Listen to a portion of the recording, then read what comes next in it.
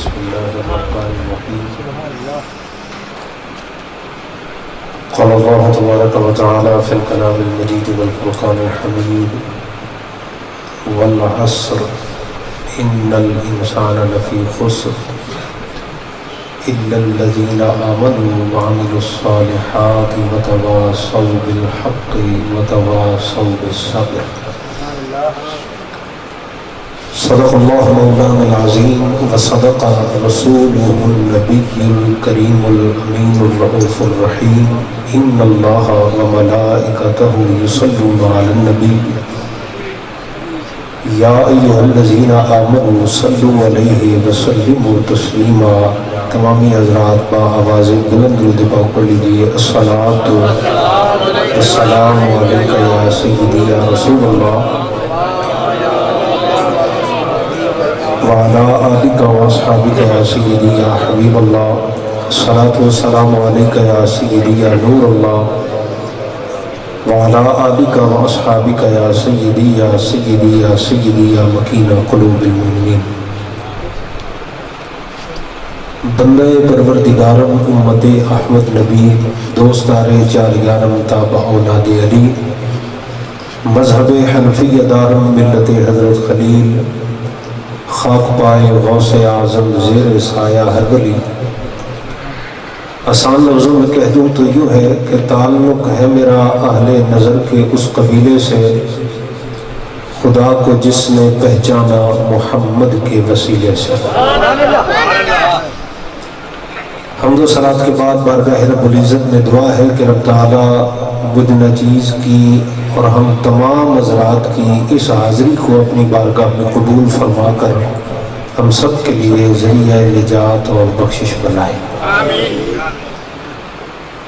گرامی قدر حاضرین، یہ لمحات، یہ گھڑیاں انتہائی خوشبختی کی گھڑیاں ہیں کہ جب دنیاوی معاملات کو ترک کر کے ہم سارے کے سارے اللہ کی عطا اور اس کی عطا کردہ توفیق کے ساتھ اس کے پیارے محبوب صلی اللہ علیہ وسلم کے عاشق صادق کے یوم شہادت میں اس کی یاد کی بزم سجا کے اللہ کے گھر میں بیٹھے ہیں. ای سعادت بزور بازو نیست تانا بخشد خدائے بخشندہ. یہ سعادت قوت بازو سے حاصل نہیں ہوتی، جنہیں میرا رب چاہتا ہے اپنے محبوب کے فضل کا صدقہ یہ مقدس گھڑیاں عطا فرما دیتا ہے. اب آپ کے علم میں ہوگا کہ میں کوئی ترنم والا خطیب نہیں ہوں، لیکن چند گزارشات آج کی اس بزم کے حوالے سے آپ کے گوش گزار فقط میرے محسن اور برادر اکبر جناب محترم چودھری انصر چٹا صاحب، جن کے حکم پر مجھے ایک مرتبہ پھر اس خوبصورت اور پیارے گاؤں میں جہاں حضرت غازی اسلام غازی ناموس رسالت کی سانسیں مہکتی ہیں، اس مقام پر حاضری کا شرف عطا کیا گیا. گرامی قدر حاضرین، ابھی راستے میں آتے ہوئے ایک بات آپس میں ڈسکس کی جا رہی تھی. کچھ ساتھی، میرے چھوٹے بھائی میرے ساتھ ہیں، ایک اسٹوڈنٹ ساتھ ہے،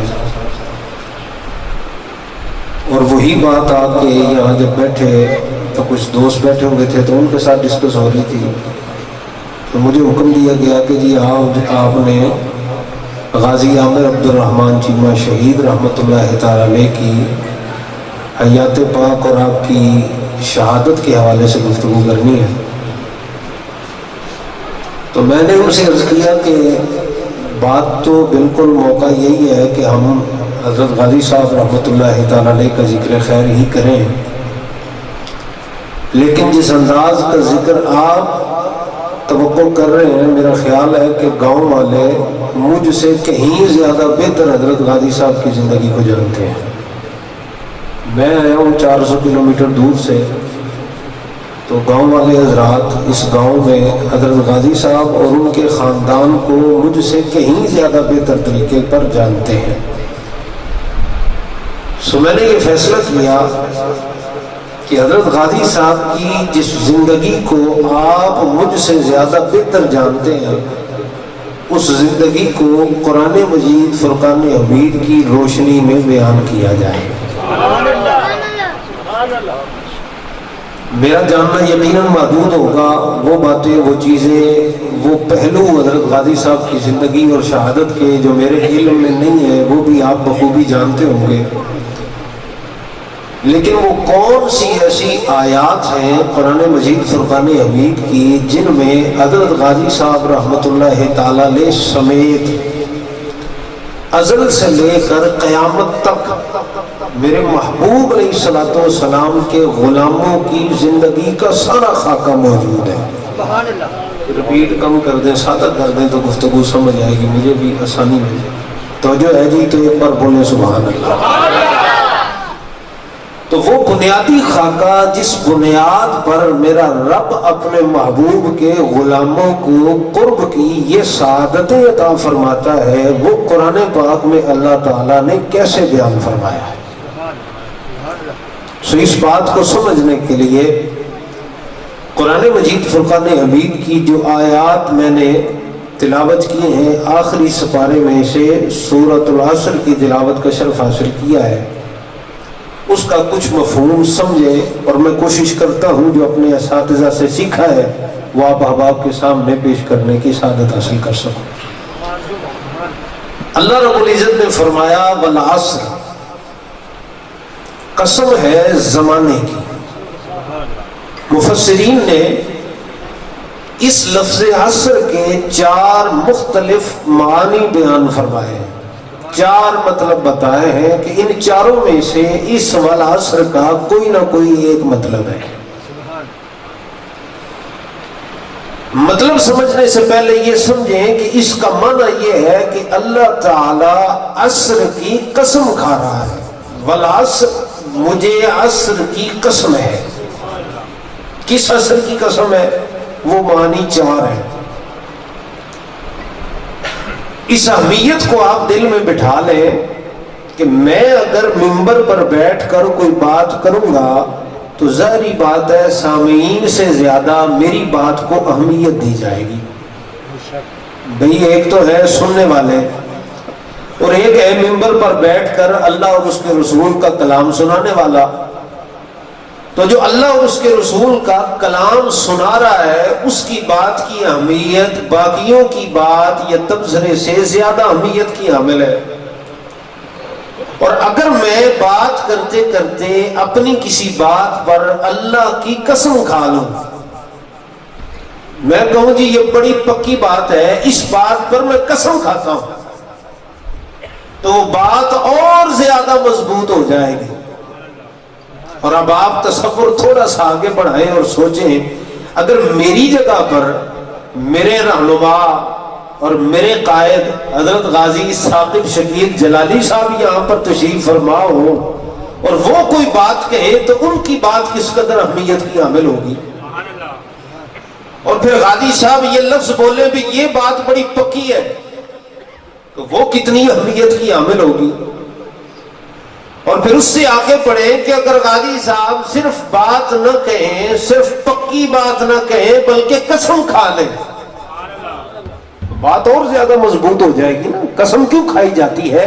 اہمیت بتانے کے لیے، جس چیز کو بیان کیا جا رہا ہے اس پر مہر تصدیق لگانے کے لیے، اس بات کو مضبوط کرنے کے لیے۔ اور اب سوچیں کہ جس ہستی کو حضرت غازی ثاقب شکیل جلالی دامت برکاتہم العالیہ نے اپنی تحریک کا سرپرست بنا رکھا ہے، میری مراد والد گرامی حضرت غازی صاحب جناب پروفیسر نذیر احمد چیمہ صاحب دامت برکاتہم العالیہ، اگر وہ کوئی بات کہے تو کتنی اہمیت کی حامل ہوگی، اور پھر قسم کھا لے تو کتنی مضبوط بات ہوگی۔ یہ صدیوں بعد آنے والے میرے محبوب کے غلاموں کی ارشاد کی گئی قسم کی اہمیت ہے، وہ بات کتنی پکی ہوگی ہم تصور میں سوچ سکتے ہیں۔ اور سوچئے ذرا کہ اگر ان سب کے پیر و مرشد حضرت شاہ جلال الدین قسم ارشاد فرمائے تو وہ بات کتنی اہمیت کی حامل ہوگی۔ اچھا ایک تو ہمارا مزاج ہے نا، ایسے ہی جاتے آتے بغیر بات کے، بات ہو یا نہ ہو قسم کھا لیتے ہیں چھوٹی چھوٹی بات پہ. وہ تو انسر جٹھے نو جاندیا ویکھیا ہے، وہ آکھے گا ویکھیا ہے، وہ کہتا کھا قسم، وہ بھی اگو کہندا اللہ دی قسم ویکھیا.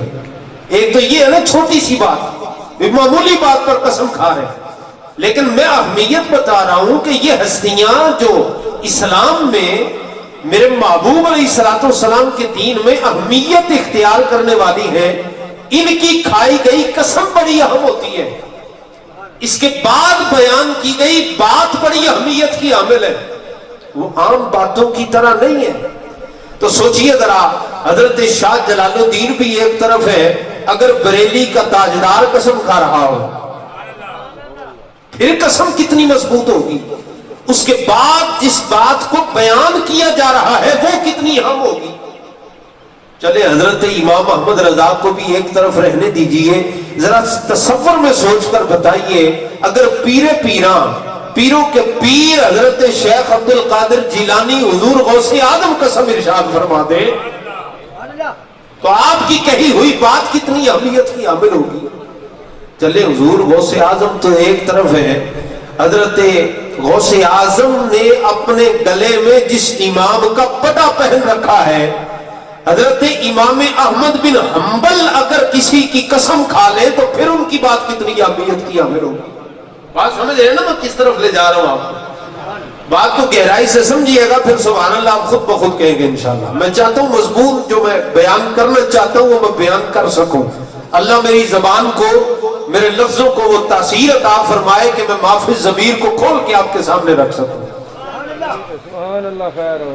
تو اگر امام احمد بن حنبل قسم کھائیں تو بات بڑی دور جا پہنچتی ہے. تو سوچئے امام احمد بن حنبل کے بھی استاد، اماموں کے امام، امام الائمہ، سراج الامہ حضرت امام اعظم ابو حنیفہ قسم کھا لے تو امام اعظم ابو حنیفہ اپنے استاد، ان کے استاد اگر قسم کھا لے تو پھر، اور حضرت امام اعظم ابو حنیفہ وہ ہیں جن کے اساتذہ میں متعدد مصطفیٰ کے صحابہ شامل ہیں، رسول اللہ صلی اللہ علیہ وسلم کے صحابہ شامل ہیں. تو صحابی اگر قسم کھا کے کوئی بات کہے تو وہ کتنی پکی ہوگی. صحابہ سے بھی آگے بڑھے ذرا، میرے محبوب علیہ الصلوۃ والسلام کے داماد حضرت سیدہ فاطمہ الزہرا کے شوہر نامدار، حسنین کریمین کے بابا، ولیوں کے امام حضرت علی المرتضیٰ شیر خدا فاتح خیبر اگر قسم کھائیں تو بات کتنی پکی ہوگی. تو سوچئے ذرا اس سے دو قدم آگے بڑھے تو حضرت علی المرتضیٰ نے جس امام کے ہاتھ میں ہاتھ دے کر ان کی بیعت کی، اس میرے محبوب کے نائب خلیفہ اول حضرت ابو بکر صدیق اگر قسم کھا لیں تو ان کی شان کا عالم کیا ہوگا. درجے گنتے جائیں، تھوڑا تھوڑا قدرے آگے بڑھے تو پھر اہمیت سمجھ بھی آئے گی. اچھا میرے محبوب علیہ الصلوۃ والسلام کے غلام صدیق اکبر قسم کھائے تو جناب بات تو اتنی پکی ہے کہ رد ہو ہی نہیں سکتی. جس ذات کا لقب میرے رب نے صدیق رکھا ہو اور وہ صدیق ہو کر قسم کھائے تو بات کتنی عظیم ہوگی. تھوڑا اس سے آگے بڑھیں، وہ کتنی اہمیت کی بات ہوگی. مقام صدیقیت کے بعد اگر مقام اور مرتبہ کائنات میں کسی کا ہے تو وہ اللہ کے نبی کا ہے، اللہ کے نبی کا ہے. 1,24,000 انبیاء، تو نبی قسم کھائے تو کتنی عظیم بات ہوگی. اور 313 رسول ہیں، اور پھر ان میں اولو العزم رسول ہیں. رسول قسم کھائے تو کتنی عظیم بات ہوگی، کتنی پکی ہوگی. اور اگر رسولوں کے رسول امام الانبیاء قسم کھا لیں، نبیوں کے امام قسم کھائیں، پھر بات کتنی پکی ہوگی. تو یارو اب ذرا دل تھام کے سبحان اللہ کہہ دیجئے گا کہ اگر سارے نبیوں کے امام قسم کھائیں تو بات کتنی پکی اور مضبوط ہوگی، اس کا اندازہ ہماری عقلیں نہیں لگا سکتی. تو اگر مصطفیٰ کا بھی رب خدا قسم کھا لے تو پھر بات کتنی پکی ہوگی. تو والعصر میں اللہ رب العزت خود قسم کھا رہا ہے، سونیا والعصر، مجھے زمانے کی قسم ہے۔ مفسرین فرماتے ہیں اے الدہر، اس سورت کی نا تفسیر میں نے آپ کے سامنے رکھنی ہے۔ حضرت غازی صاحب اور آپ کے خاندان مقدس کی زندگی آپ کے سامنے کھلتی چلی جائے، غور رکھیے گا اس بات پر۔ والعصر، مجھے قسم ہے زمانے کی۔ عصر کہتے ہیں زمانے کو، زمانہ کسے کہتے ہیں؟ لیل و نہار کا گزرنا، دن آنا پھر رات آنا، صبح سویر شام دوپہر، یہ لمحات گزرتے گزرتے گزرتے جہاں سے شروع ہوئے اور جہاں پر ختم ہو گئے، یہ سارے کا سارا لیل و نہار کا گزرنا، آنا جانا، رد و بدل ہونا، یہ سارا یہ پیریڈ ہے، اس کو زمانہ کہا جاتا ہے۔ اے مالک کریم، تجھے لیل و نہار کے گزرنے کی تو قسم کھا رہا ہے، اس میں اہمیت والی بات کیا ہے؟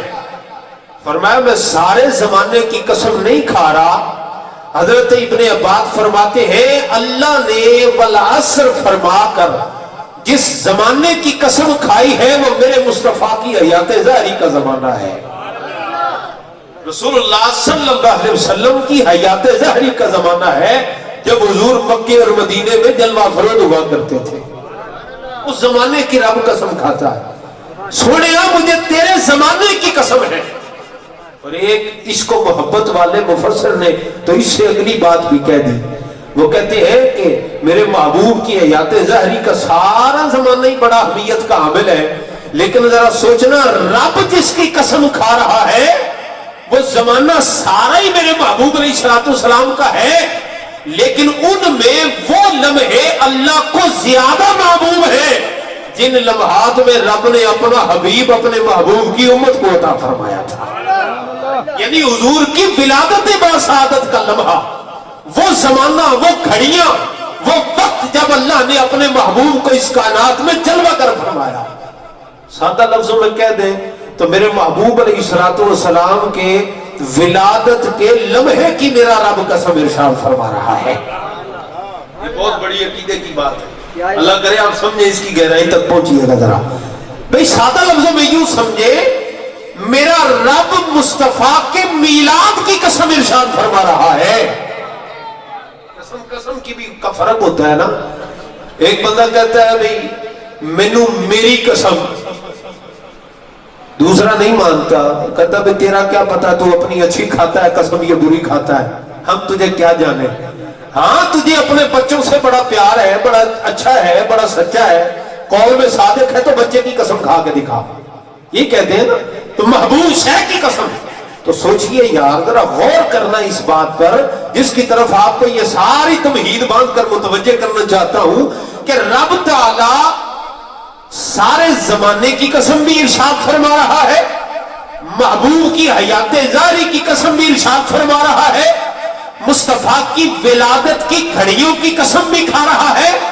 اے اللہ، یہ ساری قسمیں اٹھا کر تو جو بات کہنے والا ہے نا مولا، وہ بات بڑی پکی ہے، وہ بات کسی شک اور شبہ کی کوئی گنجائش رکھنے والی نہیں ہے۔ اے اللہ، تو بات فرمانا کیا چاہتا ہے؟ ہمیں پتا چل گیا تیرے والعصر کہنے سے کہ تو جو کہنا چاہتا ہے اس کے بغیر گزارا نہیں۔ مولا بتا تو صحیح وہ بات کیا ہے؟ فرمایا ان الانسان لفی خسر، فرمایا وہ بات یہ ہے کہ سارے انسان گھاٹے میں ہیں۔ اللہ کرے میں جو میں سمجھا ہوں اپنے محبوب علیہ الصلوۃ والسلام کے تصدق سے، وہ میں سمجھا بھی سکوں۔ اے اللہ، اتنی قسمیں کھا کے یہ فرما رہا ہے سارے انسان گھاٹے میں؟ فرمایا ہاں سارے کے سارے انسان گھاٹے میں ہیں، لیکن ان میں سے تھوڑے ایسے ہیں جن کو رب اپنے محبوب کی غلامی میں قبول فرما لیتا ہے۔ وہ تھوڑے سے ایسے ہیں، وہ تھوڑے کون سے ہیں؟ خالی دعوے کرنے والے، یا خالی ایمان کی دعوے کرنے والے، محبت رسول کے دعوے کرنے والے، یا ان کی کچھ علامات بھی ہیں، کچھ نشانیاں بھی ہیں، آج پہچان لیں۔ جس بندے کے اندر یہ چار نشانیاں ہوں، یہ بات پکی ہے کہ رب نے اس کو معاف فرما دیا ہے، یہ بات پکی ہے۔ اور جس میں یہ چار علامات میں سے کوئی ایک علامت کم ہو، سمجھنا وہ بندہ کہ جس کے اندر ان نشانیوں میں سے جو رب نے بیان فرمائی ہے کوئی علامت کم ہے، سمجھ لینا اس بندے کا ایمان ابھی ڈاواڈول ہے. اس کے لیے دعا کرنا کہ رب مرنے سے پہلے اس کا ایمان مکمل فرما دے. وہ چار چیزیں کون سی؟ اہمیت آپ سمجھ گئے ہوں گے بخوبی. میں ایک ہی معنی پر جو مفسرین نے والعصر کا معنی زمانہ الدہر کیا ہے اسی پر اکتفا کر رہا ہوں. باقی معنی انشاءاللہ یار زندہ صحبت باقی وہ بات زیادہ طویل ہو جانی تھی تو میں مختصر کر رہا ہوں. مزاج احباب کے میں سمجھ رہا ہوں، مجھے پتہ ہے آپ کیا سننا چاہتے ہیں، میں سنا کے جاؤں گا انشاءاللہ. بول دے سبحان اللہ، تو اس سے پریشانی ہو گئی. مولوی کہڑی یہ تفسیرہ لے کے بہ گیا. ذوق کا مظاہرہ کریا کرو، اصل سادہ سرمایہ یہ سی علم کی بات ہمارا سرمایہ تھا. قرآن کا معنی، قرآن کا مفہوم، قرآن کا عرق اور قرآن کا فیضان، یہ امت مسلمہ کی شان ہوا کرتا تھا. یہ الگ بات ہے آج ہم پیر باہو کو پڑھنے والوں کو تو سن رہے ہیں، میاں صاحب کا کلام تو سن رہے ہیں، لیکن خدا کا کلام سننے کی ہمارے اندر وہ طاقت اب باقی نہیں رہی. اس طاقت کو پیدا کریں. تو میں آپ کی اس مزاج کو سمجھتے ہوئے بات کو مختصر کر کے آگے لے جا رہا ہوں. وہ چار چیزیں سمجھے نہیں کون سی ہیں، اور دیکھیے گا کہ حضرت غازی صاحب رحمت اللہ تعالیٰ علیہ میں اور آپ کے خانوادے کے اندر یہ چاروں چیزیں موجود ہیں کہ نہیں موجود ہیں. فرمایا سارے گھاٹے میں ہیں، سارے نقصان میں ہیں. ان الانسان لفی خسر، سارے کے سارے خسران میں مبتلا ہیں. مولا کوئی نقصان سے بچا بھی ہے؟ فرمایا ہاں، وہ لوگ بچ گئے ہیں جن میں یہ چار صفات موجود ہیں. مولا وہ کون سی؟ فرمایا الا الذین آمنوا، جن کے دلوں میں میرے نبی کی محبت موجود ہے. ایمان محبت مصطفیٰ کا نام ہے. جن کے دلوں میں میرے محبوب کی محبت موجود ہے، فرمایا وہ بچ گئے. مولا کیا صرف دل میں محبت رسول ہونا کافی ہے؟ فرمایا نہیں، اتنی بات کافی نہیں ہے، اگلی بات بھی ہے. الا الذین آمنوا وعملوا الصالحات، صرف ایمان نہیں، فرمایا ان کے اندر نیکی کا جذبہ بھی موجود ہوتا ہے. وہ عمل صالح کرنے والے ہوتے ہیں، نیک کام کرنے والے. میں اور آپ اگر اپنی زندگی کو سامنے رکھیں، اپنے روزمرہ کے معمولات کو، تو فرق بڑی آسانی کے ساتھ کر سکتے ہیں. گناہ کا موقع موجود ہے اور نیکی کا موقع بھی موجود ہے. بندہ چاہے تو جھوٹ بول لے، چاہے تو سچ بول لے، چاہے تو ملاوٹ کر لے، چاہے تو خالص چیز کو بیچ دے، چاہے تو وہ جھوٹی قسم کھا لے، چاہے تو سچ بول کر ایمان بچا لے. گناہ کے موقع موجود ہیں، نیکی کے بھی موجود ہیں. اختیار بندے کو ہے، وہ چاہے تو اپنا ایمان بچا لے، عمل صالح کی طرف آئے یا برائی کی طرف جائے. بس اس بیچ کے فرق کے درمیان اللہ رب العزت فرماتا ہے وَعَمِلُوا الصَّالِحَاتِ، کہ جب دونوں اعمال بندے کے سامنے ہو، دونوں مواقع بندے کے سامنے ہو، جس کا دل نیکی کی طرف مائل ہو جائے، فرمایا وہ بندہ اللہ کی بارگاہ میں بچ جائے گا. اب مجھے ایمان سے بتائیے گا، جرمنی کے اندر غازی صاحب چاہتے تو اپنی نوکری بحال رکھ سکتے تھے. نہ کوئی رشتہ دار دیکھ رہا تھا، نہ پاکستان کا کوئی مولوی دیکھ رہا تھا، نہ کوئی پیر دیکھ رہا تھا. وہ چاہتے تو خاموش رہتے، اس گستاخ کارٹونسٹ کو نہ اس پر حملہ کرتے، نہ جان جوکھوں میں ڈالتے. لیکن انہیں خبر تھی، وہ بتانا یہ چاہتے تھے. تقاضا اسی ایمان کا ہے جو اللہ نے قرآن میں بیان فرما دیا ہے کہ موقع یہ بھی ہے کہ راہ فرار اختیار کیے رکھو. موقع یہ بھی ہے کہ اکلوتا ہونے کا پورا پورا فائدہ اٹھا لوں. موقع یہ بھی ہے کہ زمانہ اپنے ملک میں خجل خال ہوتا ہے اور مجھے میرے رب نے یہ جرمنی بھیج دیا ہے، میں تو یہاں یشی کر سکتا ہوں، اچھا خاصا کما بھی سکتا ہوں، میں ٹھیک ٹھاک کما کے اپنی زندگی کو ایسو عشرت کے ساتھ گزار سکتا ہوں. نیکی کا موقع بھی موجود تھا، برائی بھی موجود تھی، دیکھنے والے اپنے بھی موجود نہ تھے. اس موقع پر غازی صاحب نے گستاخ رسول کا گلا دبوچ کے بتایا یہ ہے کہ میں اس راہ عزیمت کا مسافر ہوں جس راہ عزیمت کو اللہ نے قرآن میں بیان فرما دیا ہے.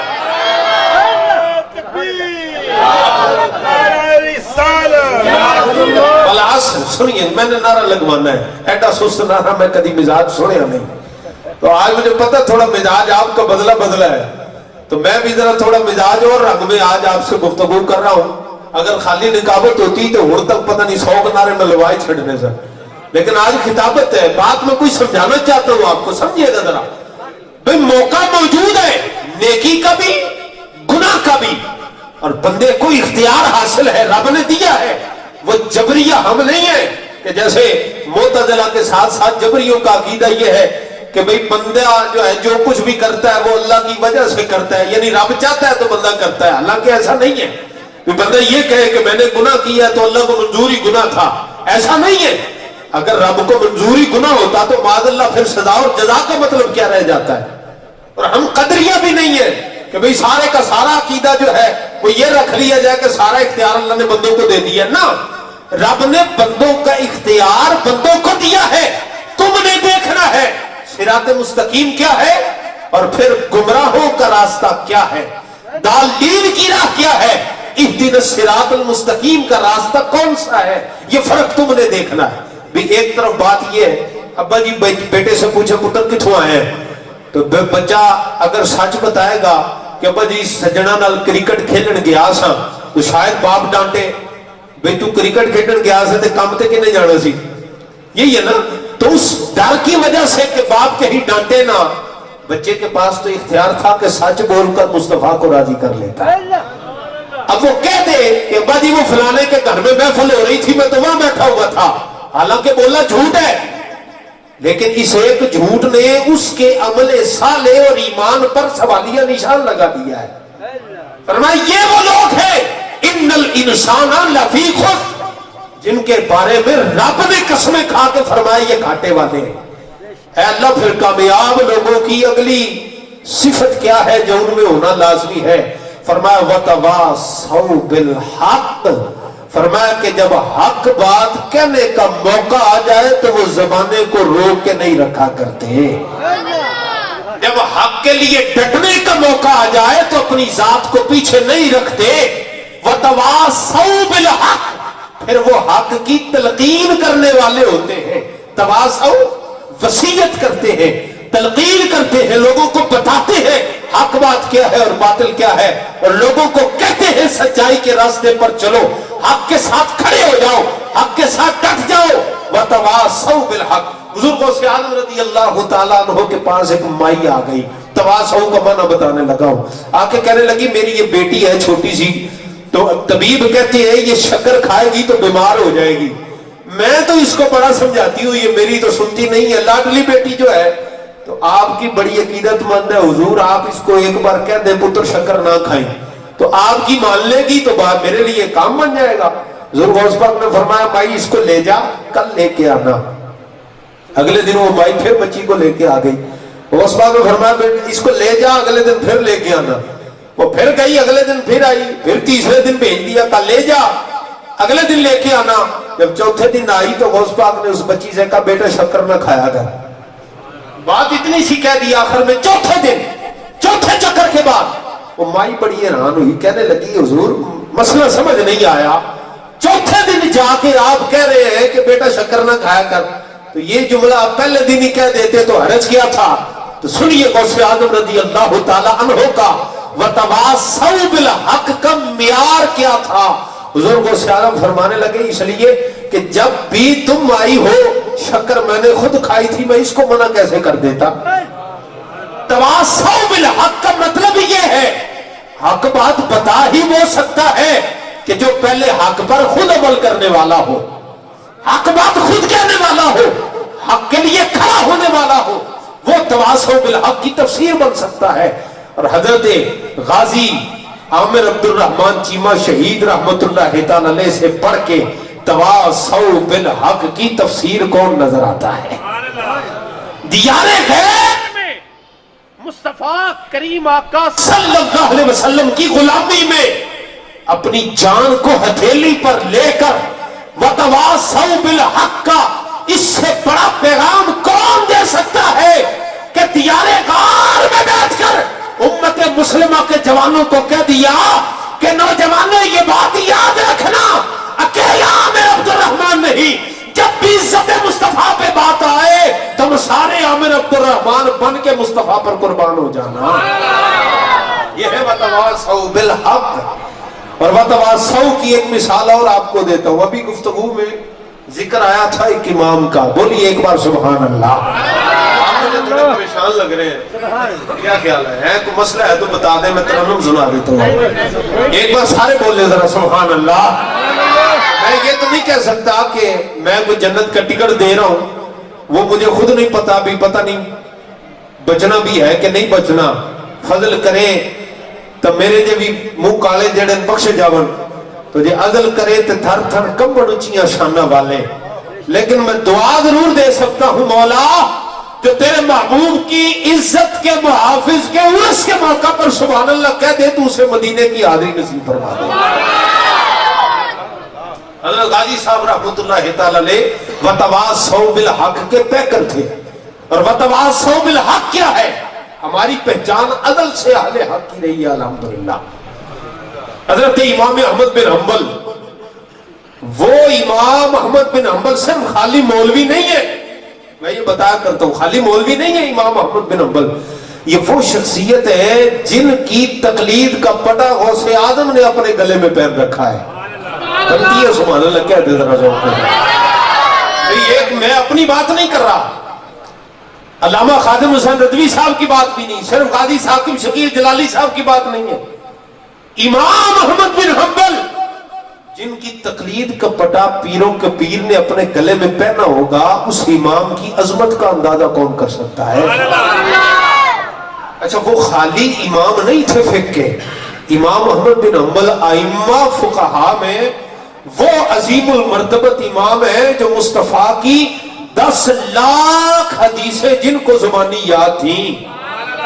कितनी हदीसें जी? 10 लाख। वो है हजरत इमाम अहमद बिन हंबल। बादशाह वक्त ने आपको पकड़ लिया और पकड़ के कैद कर दिया एक फतवे की वजह से। कहने लगा बस इतनी बात है, आपने सच्ची बात नहीं कहनी, हक बात नहीं कहनी, नहीं तो कैद कर दिए जाओगे। हजरत इमाम अहमद बिन हंबल को सिर्फ कैद नहीं किया, रोजाना 100 कोड़े मारे जाते थे। कितने कोड़े मारे जाते? 100 कोड़े। आजकल लोग, कुछ सो कार्ड लोग आजकल के रोशन ख्याल ये भी कहते हैं कि जी गाजी साहब ऐसा करना नहीं चाहिए था, फ्रीडम ऑफ स्पीच का जमाना है, बंदा आजादी इजहार राय के साथ जो भी कहना चाहे कह सकता है। तो किसी ने कार्टून बना दिए तो उनका अपना अमल है, उनके साथ था। तो आज कुछ सो कार्ड हमारे मुसलमान ये भी बात कहते हैं। लेकिन मैं आपको बताना चाहता हूं, हमारी तारीख में इमाम अहमद बिन हंबल जैसी शख्सियत है कि जो रोजाना 100 कोड़े खाते और खाली कोड़े आपके बदन पर लगते थे। इतना ही नहीं है, बल्कि यहां पर तारीख दानों ने लिखा है कि इमाम अहमद बिन हंबल के बदन पर जब कोड़े मारे जाते थे तो कोड़े मारने वाला थक जाया करता था। कोड़े मारने वाला थक जाया करता था। और सिर्फ ये नहीं कि लाशें पड़ जाती थी, निशान पड़ जाते थे, का आपके बदन पर कोड़ा लगता ना तो कोड़े के साथ जिस्म की चमड़ी और गोश्त के रेजे चिपक जाते, जो कोड़ा हटने पर दीवारों के साथ चिपक जाया करते थे। हजरत इमाम अहमद बिन हंबल भी किसी इमाम को, इमाम मस्जिद को आप मारो पीटो, भी लड़ो झगड़ो मुखालफत करो, वो अलग बात है। ये इमाम अहमद बिन हंबल उम्मत के आइम्मा में से एक इमाम है। और हजरत इमाम जेल के अंदर बादशाह वक्त रोजाना कोड़े मार रहा है। अल्लाह अकबर। वजह क्या थी? क्या इमाम अहमद बिन हंबल ने कोई डकैती की थी? क्या कोई चोरी की थी? क्या इमाम अहमद बिन हंबल ने किसी का हक मारा था? नहीं। हजरत इमाम अहमद बिन हंबल को ये कोड़े फकत हक बात कहने की वजह से मारे जाते थे। वो हक की बात क्या है? मुख्तसर सुन लीजिएगा। वो हक बात ये थी कि उस जमाने में बादशाह वक्त के दरबारी मौलवी ये कहते थे, चूंकि उनकी मर्जी ये थी भी कुरान के अंदर रद्दो बदल कर ले, अपनी मर्जी से मसले डाल ले, मर्जी से मसले निकाल ले, तो वो तब तक मुमकिन नहीं था जब तक कुरान को मखलूक साबित ना करे। मखलूक जो है वो मुगायरत को चाहती है, उसमें तब्दीली आ सकती है, तो लिहाजा ये फना होने वाली चीज है, मखलूक है, तो लिहाजा इसमें रद्दो बदल कर दिया जाए। تو وہ اس مقصد کے تحت کہنے لگے جی قرآن مخلوق ہے. تو حضرت امام احمد بن حنبل نے اس بادشاہ وقت کے دربار میں یہ فتویٰ دیا. آپ نے فرمایا قرآن اللہ کا کلام ہے اور کلام متکلم کی صفت ہوتی ہے اور صفت ذات کا حصہ ہوا کرتی ہے.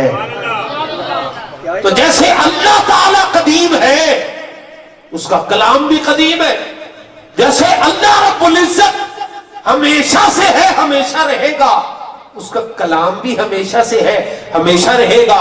جیسے رب کی ذات تبدیلی سے پاک ہے اسی طرح قرآن بھی اللہ کا تبدیلی سے پاک ہے. تو یہ حضرت امام احمد بن حنبل نے فتویٰ وہاں پر جاری فرمایا. تھوڑی سی کول دے بات. تو یہ امام صاحب نے فتویٰ دیا. اب جو درباری مولوی تھے نا وہ یہ کہتے تھے کہ اے امام آپ عجیب آدمی ہیں, بادشاہ وقت کی مان کیوں نہیں لیتے؟ 100 کوڑے جو کھا رہے اور اگر آپ بات مان لیں تو مسئلہ ہی حل ہو جائے.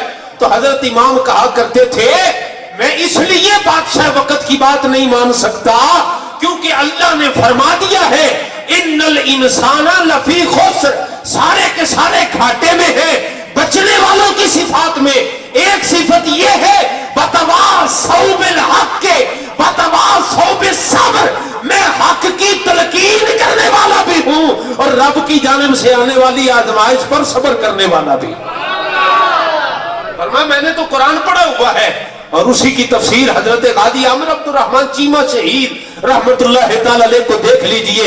یار بندہ گھر میں ہو نا, گھر میں پنڈ میں کسی سے لڑائی ہو جائے, یار دوست سے ہی لڑائی ہو جائے, کوئی چوٹ لگ جائے تو بندے کو اتنا درد نہیں ہوتا, اتنی تکلیف نہیں ہوتی, اتنی پریشانی نہیں ہوتی. لیکن اگر دیار غیر میں پردیش میں کوئی تکلیف آن پہنچے وہ محسوس زیادہ ہوتی ہے. اور بندہ ہو بھی باہر کے ملک ہو بھی کافروں کے نرگے میں اور پلاس ڈال ڈال کر ناخن کھینچے جاتے ہو اور ان کا بیان بدلانے کی سازشیں کی جاتی ہو اور ان کو تشدد کر کر کے مجبور کر کے مرضی کا بیان دلوانے کے لیے ان پر تشدد کیا جاتا رہے, مسلسل ٹارچر سیلوں میں ان کے ساتھ عجیب معاملہ رکھا جائے, یہاں تک کہ قاضی صاحب کے ناخن پلاس سے کھینچے جائیں اور ان کو طرح طرح کی ڈرلنگ سے بڑھ کے تکلیفیں دی جائے.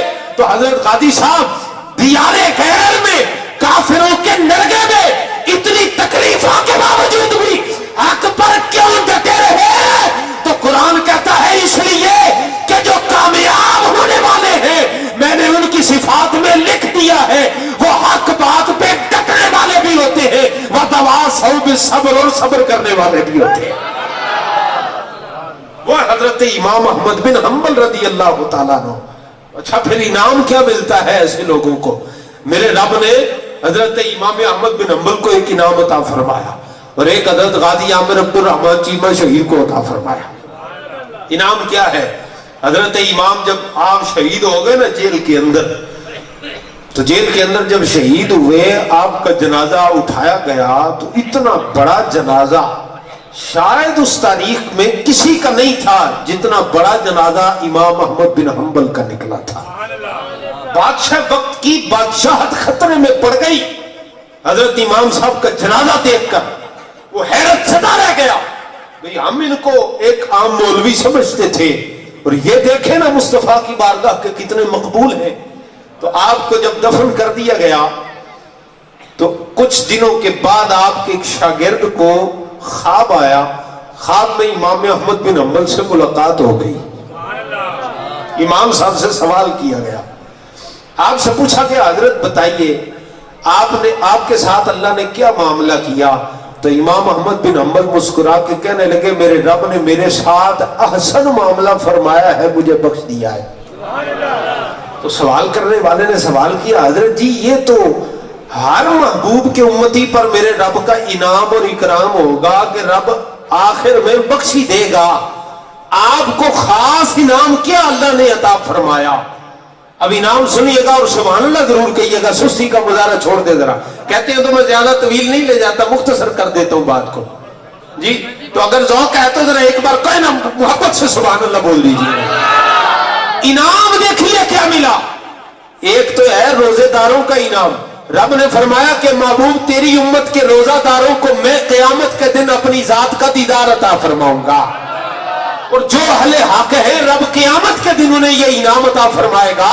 میں روز حشر ہوگا, جہنم والے جہنم میں چلے جائیں گے, اور جنہیں خالی جنت چاہیے تھی وہ جنت میں چلے جائیں گے, اور جنہیں طالب مولا ہو کر رب کا قرب خاص میسر ہوگا, رب فرمائے کہ جنت والے گئے اور دوزخ والے وہاں چلے گئے, اب جو میرے مقرب رہ گئے ہو اب یہی میدان میں ٹھہرو, میں اپنی ذات کا جلوہ دکھانے والا ہوں.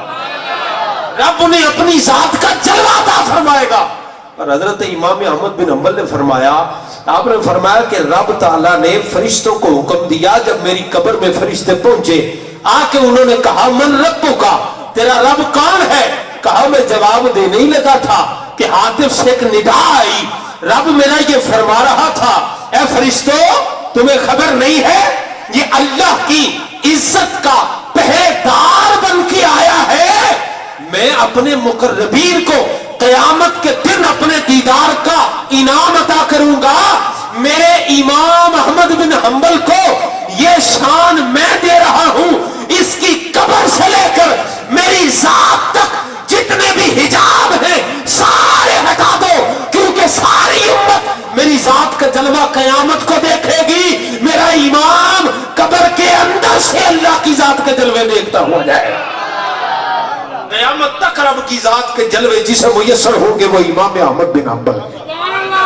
یہ کس لیے ملا؟ رب کی ایک صفت کے تحفظ کے لیے ملا, ایک حق بات کہنے پر آئی ہوئی مصیبتیں جھیلنے کی وجہ سے ملا. تو میں حیران ہوں یارو, میرا رب اپنے محبوب کی عزت کے پہرے داروں کو تو اپنی شان سے بھی زیادہ مقام و مرتبے عطا فرماتا ہے. یعنی ایک طرف محافظان ناموس الہ ہے جو رب کی عزت کے پہرے دار ہیں, اور ایک طرف محافظان ناموس مصطفیٰ ہیں جو حبیب خدا کی عزت کے پہرے دار ہیں. وہ مقام و مرتبت اللہ اپنی ذات و صفات کی عزت کے محافظوں کو عطا نہیں فرماتا جو میرا مقام, میرا رب مقام مصطفیٰ کی عزت کے محافظوں کو عطا فرماتا ہے. تو ہم اس بنیاد پر یہ کہہ سکتے ہیں کہ میرے غازی کی شان یہ ہے تو ساروں کی چیمہ وزیر آباد کے اندر غازی صاحب مرقد انور میں موجود, لیکن ان کی قبر سے سارے حجاب اٹھے ہوئے ہیں, وہ رب کے جلووں میں قبر کے اندر مستفید ہو رہے ہیں. تو اب یہ بھی معنی سمجھ میں آ جاتا ہے نا بھی سنی مزاروں پر کیوں جاتے ہیں. مزاروں پر اسی لیے جاتے ہیں کہ مزار ویسے کھوکھلے جیسے آج کل وہ فتنہ فساد کرنے والوں نے جگہ جگہ پر مزار بنا دی ہے نا, وہ کچھ غیر مسلک کے لوگ بھی جی جو محرم شریف میں جن کا ایمان ہوتا ہے باقی پورے سال میں نہیں ہوتا. میں تفصیل میں نہیں جانا چاہتا, مبادہ موضوع اور طرف نکل جائے. تو وہ طرح طرح کے رنگ برنگے مزار بنا کے بھنگ پینے والے وہاں پر بٹھا دیے تو وہ مزار نہیں ہوتے. ہو اللہ کا ولی, ہو مصطفیٰ کی عزت کا پہرے دار, تو اس مزار پر جانے کا مطلب ہمیں سمجھ میں آتا ہے. دادا صاحب اس لیے جاتے ہیں, غازی صاحب کے پاس اس لیے جاتے ہیں, غازی ممتاز حسین قادری کے پاس ہم اس لیے جاتے ہیں, حضرت امام بری کے دربار میں ہم اس لیے جاتے ہیں, خواجہ معین الدین کی دربار پر ہم اس لیے جاتے ہیں, خواجہ نظام الدین اولیاء کے مزار پر ہم اس لیے جاتے ہیں, پیر مکی کے مزار پر ہم اس لیے جاتے ہیں, پیر مہر علی کے دربار پر ہم اس لیے جاتے ہیں. لوگوں دیکھنے کو بظاہر مزار نظر آتا ہے, خدا کی عزت کی قسم یہ وہ جگہ ہے دنیا میں کہ جن کی تار ڈائریکٹ اللہ کی ذات کے ساتھ جڑی ہوئی ہوتی ہے. یہ برانچیں ہیں میرے رب کے فیضان کی, یہ میرے رب کی کرم نوازیوں کی برانچیں ہیں. جسے فیض مصطفیٰ چاہیے حضور کے غلاموں کے پاس آ جائے, جسے رب کی رحمتیں چاہیے مصطفیٰ کے غلاموں کے پاس آ جائے. حضرت امام احمد بن حنبل کا اگر ذکر چڑھا ہے تو ایک اور خصوصیت سن لیں. میرا خیال ہے بہت زیادہ طویل گفتگو ہونی بھی نہیں چاہیے یار, زندہ صحبت باقی تو میں سن آپ بے فکر ہو جائے گی, تسی کیوں پریشان ہو گئے, اب کیا خود سبحان اللہ. آپ کو جو سنا کے جاؤں گا تسی یہ تو ادھا بھی یاد رکھ لو تو بڑی گل ہے. حضرت امام احمد بن حنبل یاد رہیں گے انشاءاللہ, پکی بات ہے نا. ان کو یاد رکھیے گا, اپنے اسلاف کو یاد رکھا کریں. حضرت امام احمد بن حنبل وہ امام ہے جن کے استاد حضرت امام شافعی رضی اللہ تعالیٰ عنہ, اور حضرت امام شافعی وہ ہستی ہیں کہ جس سن میں حضرت امام اعظم ابو حنیفہ کا وصال ہوا تھا، اسی سن میں جس سال ان کا وصال ہوا حضرت امام شافعی کی ولادت ہوئی تھی۔ تو حضرت امام شافعی کی جب ولادت ہوئی تو چونکہ امام اعظم ابو حنیفہ کا اسی دن وصال ہوا تھا جس دن آپ کی ولادت تھی، لیکن اس کے باوجود امام شافعی نے حضرت امام اعظم ابو حنیفہ کے شاگردوں میں وہ مقام حاصل کیا ہے کہ پوری دنیا میں جتنے مسلمان ہیں سب سے زیادہ جس امام کے مقلد ہیں وہ امام اعظم ابو حنیفہ ہے، تو دوسرے نمبر پر جس امام کا مقام ہے وہ حضرت امام شافعی رضی اللہ تعالیٰ عنہ ہے۔ بولیے سبحان اللہ۔ بات مجھے پتہ ہے تھوڑی کھردری بھی آ جاتی ہے، لیکن یہ کھردری ہمارا مزاج اور ہو گیا نا، بھی شعر و شاعری سنی سبحان اللہ کی تو کرنوں طور پہ۔ یہ علم کی باتیں ہیں، یہ یاد رکھنے والی باتیں ہیں، نوجوانوں کو ان چیزوں پر ویسے ہی دسترس ہونی چاہیے۔ ہمارے اسلاف کون ہیں ہمیں پتہ ہونا چاہیے۔ حضرت امام احمد بن حنبل حضرت امام شافعی کے پھر آگے شاگرد ہیں، اور حضرت امام احمد بن حنبل کی شان یہ ہے کہ حضرت امام شافعی موجود ہیں اپنے شہر بصرہ کے اندر، اور حضرت امام احمد بن حنبل جو ہے یہ کوفہ کے اندر موجود ہے۔ تو حضرت امام شافعی رحمت اللہ تعالیٰ علیہ نے خط لکھا اپنی شاگرد کو، کہا بیٹا میرا دل کرتا ہے کہ تو کبھی آئے نا، تو میرا دل جو بے قرار ہے نا تیرے دیدار سے اللہ اس کو سکون عطا فرما دے گا۔ بھئی کتنی عجیب بات ہے، سوچے ذرا، بھئی شاگرد کو دیکھنے کے لیے استاد دعوت دے رہا ہے، بھئی تو آئے تو میرے دل کو قرار ملے۔ بھئی جس شاگرد پر اس کا استاد ناز کرے وہ کتنی شانوں والا ہوگا، جس مرید پر اس کا پیر ناز کرے کتنے مقام والا ہوگا، اور جس امتی پر اس کا نبی ناز کرے وہ غازی کتنے مقام والا ہوگا، اور جس بندے پر اس کا رب ناز کرے وہ بندہ کتنی شانوں والا ہوگا۔ حضرت امام شافعی نے خط لکھا حضرت امام احمد بن حنبل کو، بات سمجھیے گا ذرا، یہ عامل الصالحات کی تفسیر میں اس واقعے کو لے لیں۔ حضرت امام شافعی نے خط لکھا، کہا جی امام احمد بن حنبل سے بھی آپ کی مہربانی ہے، آپ آئے اور مجھے اپنا دیدار کرائے، میں آپ کو دیکھنا چاہتا ہوں۔ حضرت امام احمد بن حنبل چلے، کچھ شاگرد تھے آپ کے ساتھ، تو اس وقت حضرت امام شافعی کے پاس جو بیک وقت علماء موجود تھے ان کی تعداد مورخین نے لکھی ہے 4000 علماء اس وقت امام شافعی کے پاس موجود تھے۔ کتنے علماء؟ ہم علماء میں نہیں آتے، ہم تو طلباء میں بھی آ جائیں نا، طالب علموں میں تو بڑی بات ہے، یقین مانے وہ علماء تھے، فقیہ علماء۔ تو جس امام کے اتنے شاگرد ایک وقت میں امام سے سبق پڑھنے والے ہوں، اس امام کی کتنی عظمت ہوگی۔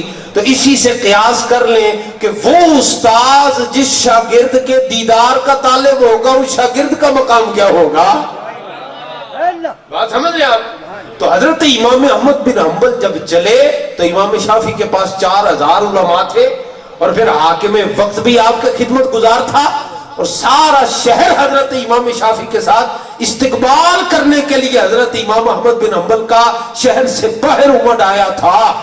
4000 تو صرف فقہاء اور علماء تھے، اور باقی بادشاہ وقت کے بھیجے ہوئے لوگ، پھر مقامی لوگ، ساری کی ساری عوام، تو بلا شبہ ہزاروں کا مجمع تھا۔ اور حضرت امام احمد بن حنبل آ رہے تھے تو شہر کے بعد حضرت امام شافعی ہاتھ باندھ کر شاگرد کا استقبال کر رہے، استقبال کیا اور لے کے آئے، آ کے مدرسے میں بٹھایا، دسترخوان لگا ہوا تھا کھانا کھانے کے لیے بیٹھے۔ بات بڑی عجیب ہو گئی، اس میں میرے اور آپ کے لیے نا بہت بڑا درس ہے، اور ساری تقریر آپ ایک طرف چھوڑ دیں، یہ بات سمجھ لیں، اور یہی سبق آپ اگر یہاں سے لے کے چلے جائیں تو میرے لمبے سفر کا بھی جو ہے سمجھ لیں کہ مل پہ گیا۔ اور اگر آپ یہ بات بھی نہ سمجھیں اور عمل کرنے کی بھی کوشش نہ کریں تو پھر سمجھے بھی جیسے آئے تھے ویسے اٹھ کے چل دیے، پھر کچھ حاصل نہ کیا، نہ لیا، اور نہ ہی ہم نے کسی کی بات سنی اور نہ اس کی کوئی قدر جانی۔ حضرت امام احمد بن حنبل دسترخوان پر بیٹھے، امام شافعی آپ کے سامنے بیٹھے، کھانا کھانا شروع ہو گئے۔ اب کھانا بڑے شوق کے ساتھ حضرت امام شافعی نے اپنی گرہ سے، اپنی جیب سے بنوایا تھا، اور کھانا بنا کے رکھا گیا، طرح طرح کے کھانے تھے۔ بادشاہ وقت اور اس کے وزیر بھی موجود تھے، اور علماء بھی بڑے بڑے جلیل القدر ائمہ وہاں پر موجود ہیں۔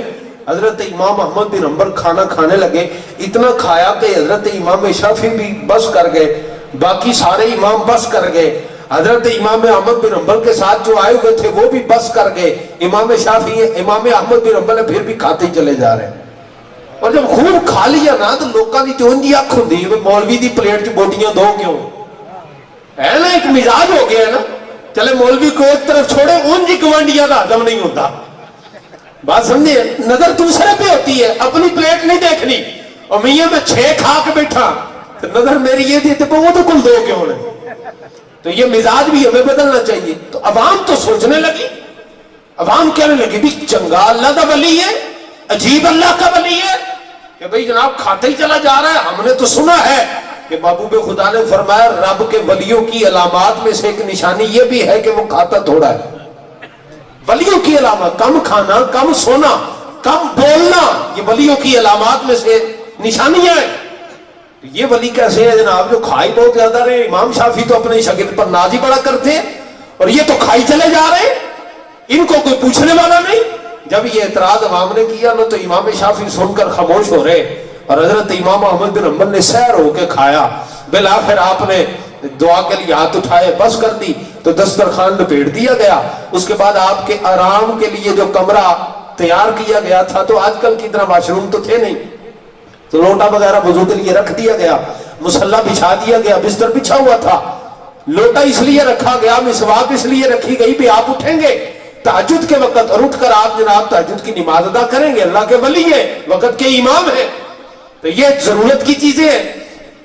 اور ساتھ ساتھ نا جن لوگوں نے کھانا کھاتے ہوئے دیکھا تھا اور قیاس رائیاں کی تھی, ان کا گمان یہ بھی تھا بھئی کھاتا بہت زیادہ ہے, پتہ نہیں آنکھ بھی کھلنی سو کہ نہیں کھلنی.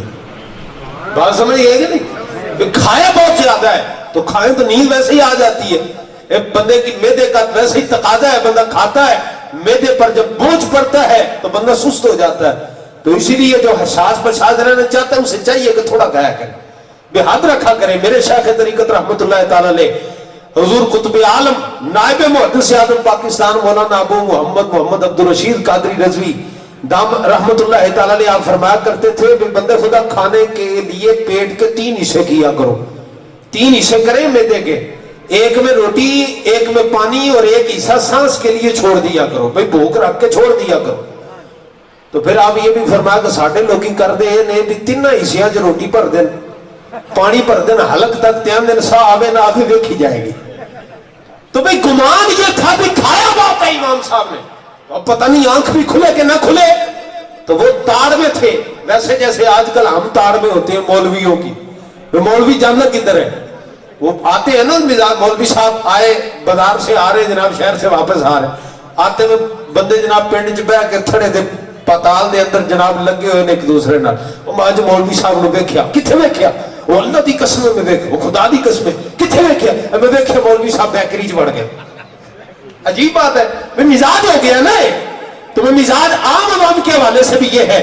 تو ان لوگوں کی چونکہ نظر تھی کہ امام صاحب نے کھایا بہت ہے, اب اٹھیں گے نہیں تو تہجد نہیں پڑھیں گے تو ولی کیسے, اتنا کھایا ہے تو ولی کیسے. اور ظاہر ہے تہجد تب چھوٹے گی جب سوئے رہیں گے. تو لہذا یہ تینوں نشانیاں تو ولایت کی نہیں ہیں. تو انہوں نے تار کے رکھا. جب نماز فجر کا وقت آیا نا تو حضرت امام احمد بن حنبل باہر تشریف لائے. تو وہ بندے دوڑ کے آپ کے اس کمرے میں گئے اور جا کے دیکھا بھی وضو کیا ہے کہ نہیں کیا. یہ نشانی ہوتی تہجد پڑھنے کی. تو آپ نے دیکھا نا, جب وہ جا کے ان لوگوں نے دیکھا تو دیکھا بھی پانی تو ویسے کا ویسا ہے, مسواک بھی ویسے ہی پڑی ہے اور بستر بھی ویسے کا ویسا ہے. تو یہ تو حضرت امام صاحب نے تہجد پڑھی نہیں ہے, یہ تو بغیر وضو کی ہی معاذ اللہ نماز پڑھنے چلے گئے. تو وہ جب یہ سوچا نا تو وہ اور خلش کا شکار ہو گئے. تو امام شافعی تک شکایتیں پہنچنے لگی بھی لوگ یہ کہہ رہے ہیں, یہ سوچ رہے ہیں, آپ کیا کہتے ہیں. اللہ اکبر. حضرت امام شافعی نے کچھ لمحے تو توقف کیا اور نماز فجر کے بعد جب عام اجتماع ہوا تو اس میں امام احمد بن حنبل کو یہ چیزیں ساری لکھ کر کے بھیج دی گئی. امام صاحب آپ کے بارے میں یہ سوال ہے لوگوں کے دلوں میں. تو امام احمد بن حنبل نے اب سنیے گا جملہ کیا کہا. کہا یارو سنو, میں نے آج زندگی میں اتنا نہیں کھایا جتنا آج کھایا ہے. فرمایا کیوں؟ فرمایا اس لیے کہ رب نے مجھے وہ نظر عطا کی ہے کہ میں رزق حلال کی لطافت اور نورانیت کو اپنی ظاہری آنکھوں سے دیکھ لیتا ہوں، رزق حلال کی لطافت کو، نورانیت کو اور اس کے کمالات اور فضائل کو اپنی آنکھوں سے دیکھ لیتا ہوں۔ کہا خدا کی عزت کی قسم ہے میں نے ساری زندگی میں اتنا پاکیزہ کھانا کھایا ہی نہیں جتنا امام شافعی کے دسترخوان پر کھایا ہے۔ تو رزق پاکیزہ ہو تو پھر وہ کھانا جو ہے وہ تنگی نہیں بنتا، پھر بیماری نہیں بنتا، پھر صحت بنتا ہے، تندرستی بنتا ہے، اور پھر ایمان کی قوت بنتا ہے۔ اور کہا تم نے یہ گمان رکھا کہ میں نے وضو نہیں کیا تو چونکہ تہجد پڑھنے کے لیے سونا ضروری ہوتا ہے، بھلے ہی ایک لمحے کے لیے سوئے تو سونے سے وضو ٹوٹ جاتا ہے، تو وضو کرنا نشانی تھی کہ آپ نے تہجد پڑھی یا کہ نہیں پڑھی۔ تو آپ تو حضرت جی لگتا ہے سوئے رہے ہیں اور بغیر وضو کیے نماز پڑھنے آ گئے۔ تو حضرت امام احمد بن حنبل نے کہا، آپ نے کہا کہ لوگوں دین سمجھنے کے لیے رزق کا پاکیزہ ہونا بڑا ضروری ہے، دین سمجھنے کے لیے رزق کا پاکیزہ ہونا بڑا ضروری ہے۔ ابو جہل ڈائریکٹ میرے محبوب کے فرمان سنا کرتا تھا، اثر نہیں ہوا، اور حضرت ویسے کرنی کو مصطفیٰ کا ظاہری زندگی میں دیدار نہ مل سکا، لیکن اثر اتنا تھا کہ ادھر ویسے کرنی یمن میں تڑپا کرتے اور ادھر میرے مصطفیٰ مدینے میں فرمایا کرتے تھے صحابہ مجھے یمن سے محبت کی خوشبوئیں آ رہی ہیں۔ بھی اثر ہوتا ہے رزق کا۔ کہا جی کیسے؟ کہا میں نے زیادہ کھایا تھا، تمہارا گمان یہ تھا کہ احمد بن حنبل سویا رہے گا۔ کہا میں سویا نہیں رہا، کہا میں بستر پر لیٹا تو میرے رب نے میری نگاہوں اور میری فہم اور ادراک کے سامنے سے حجابات کو ہٹا دیا۔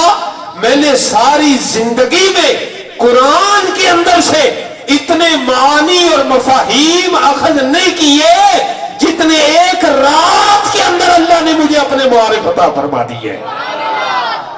جو بندہ کہتا ہے نا مولوی ایویں لگے رہتے ہیں انہاں دی گلاں دا کوئی مطلب نہیں ہوندا، آپ اس بھلے ہی آپ پیمانہ ہے آپ کے پاس، آپ تلاشی لے لیں اس بندے کی، نظر کر لیں اس وہ بندہ رزق میں ضرور پھٹی مارتا ہوگا، یا غلط کماتا ہوگا، یا دھوکہ دیتا ہوگا، اور یا کسی کا قسم شدہ کھاتا ہوگا۔ اسی لیے دین سمجھ میں نہیں آتا، اور جن کے دلوں میں دین اترتا ہے یہ نشانی ہے رب نے انہیں پاکیزہ رزق کی نعمت عطا فرما رکھی ہے۔ سب سے بڑی پاکیزہ رزق کی نعمت کی نشانی تو غازی عامر عبد الرحمن چیمہ شہید ہیں، جن کی تربیت کا عالم یہ تھا کہ دیار غیر میں میلوں دور ہوتے ہوا بھی مصطفیٰ کی عزت پر پیرا دے کر آپ نے شہادت کا رتبہ قبول فرما لیا۔ تو حضرت امام احمد بن حنبل نے فرمایا رزق پاکیزہ ہونا بڑا ضروری ہے۔ ایک شب کے اندر میں نے ساری زندگی سے زیادہ قرآن و حدیث سے مسائل کو اخذ کر لیا ہے، وہ حضرت امام احمد بن حنبل ہے۔ اور وَتَوَاصَوْا بِالْحَقِّ وَتَوَاصَوْا بِالصَّبْرِ، یہ ایمان والوں کے لیے، بچنے والوں کے لیے ضروری چیزیں ہیں۔ جب مصیبت آ جائے تو صبر بھی کرتے ہیں۔ میں بڑا حیران ہوتا ہوں، خدا کی قسم کسی کا بیٹا ٹریفک حادثے میں چلا جائے نا، ٹریفک حادثے میں چلا جائے، ویسے بیمار ہو کر دنیا سے رخصت ہو جائے، رب سب کے بچوں کو لمبی زندگیاں عطا فرمائے، لیکن اگر کسی کا لخت جگر بچھڑ جائے نا تو قرار نہیں آتا۔ لاہور میں ایک بھگت پورے کے اندر ایک گیلانی صاحب تھے، ان کا نام پورا مجھے یاد نہیں ہے، مسجد کے پڑوسی تھے، ان کا ایک بیٹا تھا، تو وہ فوت ہو گیا۔ وہ موٹر سائیکل پہ نکلا تو آگے سے کوئی ریڑا آ رہا تھا تو بمبو اس کا سینے میں لگا، اندھیرے کی وجہ سے یا کچھ حادثہ ہو گیا تو وہ موقع پر اس کی ڈیتھ ہو گئی۔ وہ بندہ روتا رہتا تھا ہمیشہ، کام دھندا چھوٹ گیا، گلی کے باہر بیٹھے رہنا، روتے رہنا، غم نہیں جاتا تھا۔ اور بالآخر یہ اسی سال، پچھلے سال وہ حج کے لیے گیا، وہ حج کرنے کے لیے بڑی مشکل سے اس نے ایک ہی تو اس کا بیٹا تھا، باقی بیٹیاں بیاہ دی تھی، تو اب بیٹے کا غم نہیں جاتا تھا۔ وہ بندہ چلا گیا حج کرنے کے لیے، وہیں پر اللہ نے اس کو موت عطا کر دی۔ مکے میں کسی کی موت آ جائے، مدینے میں آ جائے تو یہ بھی بڑی سعادت کی بات ہے نا۔ تو صبر نہیں آتا، قرار نہیں آتا، لیکن میرے رب نے ایمان والوں اور بچنے والوں کی نشانیاں یہ بیان فرمائی ہیں، وَتَوَاصَوْا بِالصَّبْرِ، خالی صبر کرتے نہیں ہیں، صبر کی تلقین بھی کرتے ہیں۔ ہم نے غازی صاحب کے والد گرامی سے پوچھا، حضرت جی بتائیے नौजवान बेटा चला गया, आपको गम नहीं है? कहा बेटे की जुदाई का गम अपनी जगह पर है, लेकिन मुस्तफा की इज्जत के लिए अगर मेरे 10 बेटे भी होते तो एक एक करके नबी की इज्जत पे कुर्बान कर देता। ये है वतवासौ बिस्सब्र। तो मुझे ईमान से बताइएगा, इन चारों सिफात में से हमारे अंदर कितनी मौजूद है? क्या ईमान है, मोहब्बत रसूल है? अगर मोहब्बत रसूल है हमारे दिलों के अंदर, तो फिर बताइएगा दूसरी निशानी जो बहुत जरूरी है, वामिल सालिहात, नेक अमल करने का जज्बा होना, क्या वो हमारे अंदर मौजूद है? या हम नेकी को छोड़कर गुनाह को ज्यादा पकड़ते हैं, रिस्क हलाल को छोड़कर मिलावट के साथ, झूठ फ्रेम के साथ हराम को ज्यादा हराम करने की कोशिश करते हैं? तीसरी निशानी वतवासौ बिल हक, कहीं हक की बात आ जाए तो उसके साथ खड़े होते हैं या अपनी बगल बचा के पीछे हो जाते हैं, भी छड्डो वो जाने ते ओदा काम जाने, सानू साडा की लेना देना। आजकल खुदा ना खास्ता माहौल यकीन माने ये आ गया है, अल्लाह ना करे इत्थे ते मैं कदी उन्हें वाकयात नहीं सुने, पर साडे जिले नारवाल शकरगढ़ दे अंदर बड़ा कुछ होता है, बहुत कुछ होता है। बैकवर्ड इलाका ना, बॉर्डर के करीब है, तो छोटे छोटे गांव है, तो डकैतियां, राहजनियां, ये वारदातें वहां पर आम है। और वैसे भी माशाल्लाह वहां के जो हुक्मरान हैं, जो बड़े बड़े लोग हैं, जो सियासी लोग हैं, उनके अपने मुतालिब और मफादात उन्हीं लुटेरों, डाकुओं, चोरों के साथ चलते हैं। तो ये कहानी तो फिर चलनी होती है। तो जनाब अली अगर रास्ते में जाते जाते कोई लूट ले, बंदा जनाब छीन ले, सारा कुछ, बंदा जा रहा है, बंदे को रोक के जनाब सारा कुछ उससे छीन लिया जाए और कहा जाए कि बेटा अब तेरे साथ दोबारा भी हम ये करेंगे अगर यहां से गुजरा, तो ये कैफियत है, यकीन माने राहजनी की हैसियत है। अब उनके पास मौका तो मौजूद है, वो कर सकते हैं अगर मुस्तफा को राजी करना चाहे तो। मौका तो मौजूद है ना भाई, वो रिस्क हराम छोड़कर रिस्क हलाल की तलब भी कर सकते हैं, बातिल का साथ देने की बजाय हक का साथ भी दे सकते हैं। आजकल तो वो चौधरी भी चौधरी का साथ ही देता है, आम बंदे का साथ नहीं देता। अमीर अमीर के साथ खड़ा होता है, आम बंदे के साथ खड़ा नहीं होता। सगा भाई सगे भाई के साथ खड़ा तब होगा जब उसका मफाद वाबस्ता होगा, मफाद हट जाए तो बात खत्म हो गई। तो जैसे वो अगर कोई लूट रहा है ना, तो करीब से बंदा गुजर रहा है, ਉਹਦੇ ਕੋਲ पिस्तौल भी है, वो डक भी सकता है, पर उन्हें डकना नहीं, उन्हें डकना भी ਹੁੰਦਾ ਪਿਆ, ਉਹਦੇ ਨਾਲ ਹੁੰਦਾ ਪਿਆ ਨਾ, ਤੇ ਮੇਰੀ खैर है, मेरे ना होएगी तो फिर मैं देखांगा। तो ये जो चीज है ना, यकीन माने ये आज मुसलमानों के लिए नुकसान का सबब हो रही है। वो किसी कहने वाले ने कहा था उसके कत्ल पे मैं भी चुप था, मेरा नंबर अब आया, मेरे कत्ल पे आप भी चुप है, तो मियां फिर अगला नंबर आपका है। मेरे कत्ल पे आप भी चुप है, तो फिर अगला नंबर आपका है। तो वतवासौ बिल हक और वतवासौ बिस्सब्र का तकाजा ये है कि मुसलमान यूं एक दूसरे के साथ मुआविन होकर रहे, अपनी इज्जत अपने भाई की इज्जत में समझे और अपने भाई की इज्जत में अपनी इज्जत समझते हुए जब उनके साथ मामला करेंगे तो भाई भी आपकी इज्जत में अपनी इज्जत को ज्यादा बेहतर महसूस करेगा। सोचिएगा जरा, फिर माशरा कितना सोना सुनखा सुथरा चमकता दमकता और खुशहाल माशरा नजर आएगा। लेकिन करें क्या, अब तो लेना जरा अपने आप को, इस एक तराजू में रखे, एक पलड़े में, और एक तरफ ये चारों सिफात रखे। तो ये बात ज़हन में रहे, मैं तशरीह कर दूं एक मर्तबा फिर कहकर कि ये 4 सिफात में से एक सिफत भी कम हो गई तो होगा क्या? इन्नल इंसान लफी खुस्र, सारे का सारा खसारा है, फिर बंदे ने कमाया कुछ भी नहीं है। खुसरान का मन अभी मुफस्सिरीन ने बयान फरमाया। आखिरी बात जी, गुफ्तगू खत्म। खुसरान का मन एक है जी, बंदा 1 लाख रुपया इन्वेस्ट करता है किसी कारोबार में, कितने पैसे लगाए जी? 1 लाख रुपए। चलो रुपया का ना तो ऊंची ले लो, कितने पैसे लगाए? 1 लाख रुपया लगाया, नफा हुआ 20,000 रुपया। कितना नफा हुआ जी? 20,000 रुपया। अब 1 लाख रुपया लगाया, 20,000 नफा कमाया, घर में आ रहा था, आते आते चोर पड़ गए या जेब में से कहीं गिर गए या किसी सौदे में थोड़ा सा घाटा हो गया, तो जो बाकी कमाए थे, नफा जो कमाया था ऊपर वाला 20,000, वो उसका नुकसान हो गया। तो ऐसे बंदे को मार्केट से मार्केट वाले निकालते नहीं, क्योंकि वो जानते हैं कि चलो उसका नफा ही गया है ना, उसकी रास तो बाकी है ना। پھر کما لے گا بھی. لاکھ روپیہ موجود ہے نا, اصل مال موجود ہے. جس نے پہلے نفع دیا ہے وہ پھر بھی نفع دے گا. ایسے بندے کو مارکیٹ کے اندر لوگ ادھار بھی دے دیتے ہیں. بھئی کوئی مسئلہ نہیں, نقصان ہونا جانا کوئی کاروبار کا معاملہ ہے, چلتا رہتا ہے. کبھی نفع ہے, کبھی نقصان ہے, کبھی گھاٹا پڑ جاتا ہے, کبھی زیادہ مل جاتا ہے. تو لوگ ایسے بندے کے ساتھ تعاون نہیں چھوڑتے جس کی راس سلامت رہتی ہے. اور وہ بندہ خسران کا دوسرا معنی کہ جو مارکیٹ میں گیا تھا 1 لاکھ روپیہ لے کر, اور 1 لاکھ راس کے ساتھ اس نے کاروبار کیا, کمایا 1,20,000, لیکن جب نقصان ہوا تو سارے کے سارے 1,20,000 کا نقصان ہو گیا. 1,20,000 کے کیا ہو گئے؟ ساری دولت چلی گئی, راس بھی چلا گیا, راس المال بھی گیا. بھی انجی سمجھ لو بھی دکان پائی سی زمین بیچ کے, گڈیاں چھڑیاں زیور بیچ کے دکان پائی سی, لٹ کے لے کے دکان ہی نہیں رہی. وہ بندہ بتائے مارکیٹ میں کوئی ادھار دے گا اس کو؟ بھی یہ نے دینا کتوں ہے جن دے دیتا تھے. بات سمجھ گئے نا؟ تو یہ 2 قسم کا نقصان ہوتا ہے. اور میاں ایک نقصان یہ ہے کہ بندے کے دل میں ایمان ہو لیکن تھوڑا کمزور ہو, پھر امید ہے کہ میرا رب کرم فرما سکتا ہے. عمل صالح ہو, نیک عمل ہو, لیکن گناہ پر ناز نہ کرتا ہو, پھر تسلی ہو سکتی ہے. کوئی نہیں, گناہگار ہے تو کوئی گل نہیں, غدار تو نہیں ہے نا رسول اللہ کی عزت کا, پھر کچھ بچت ہے. بتواصوا بالحق کا پورا عامل نہیں ہے, خود حق نہیں کہتا, لیکن حق کہنے والوں کے ساتھ تعاون تو کر رہا ہے نا, اللہ قبول فرما لے گا.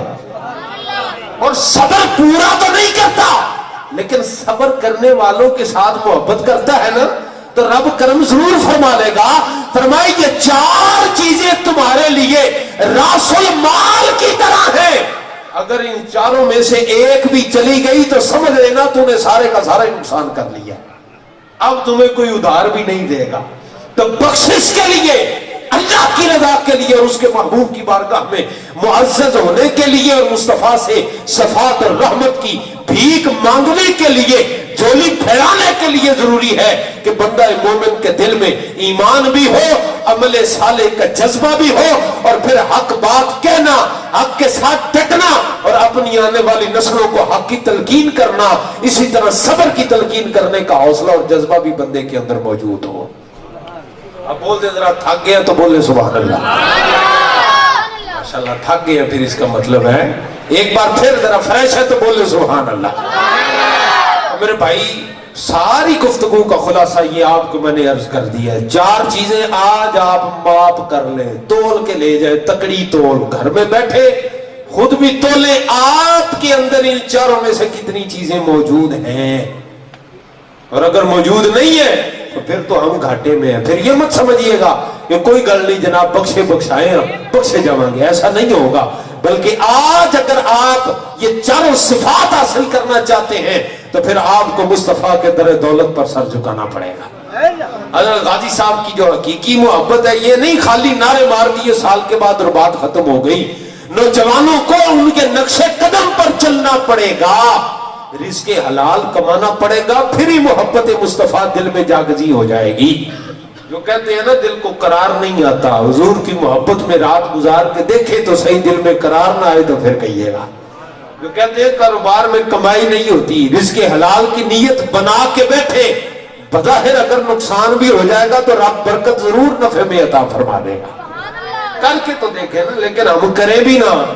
تو بندہ جڑا موٹر وے تے کدی چڑھیا ہی نہیں, انہوں کی پتا بھی موٹر وے کی شہر ہے, کیا خیال ہے, انہیں تو یہی سمجھ رہا ہے بھی چک نمبر 307 دا جناب روڈ ہے, یا وہ بازار ہے, یا کوئی ہونی ہے سڑک تے چلو جی ٹی روڈ ورگی ہوئے گی.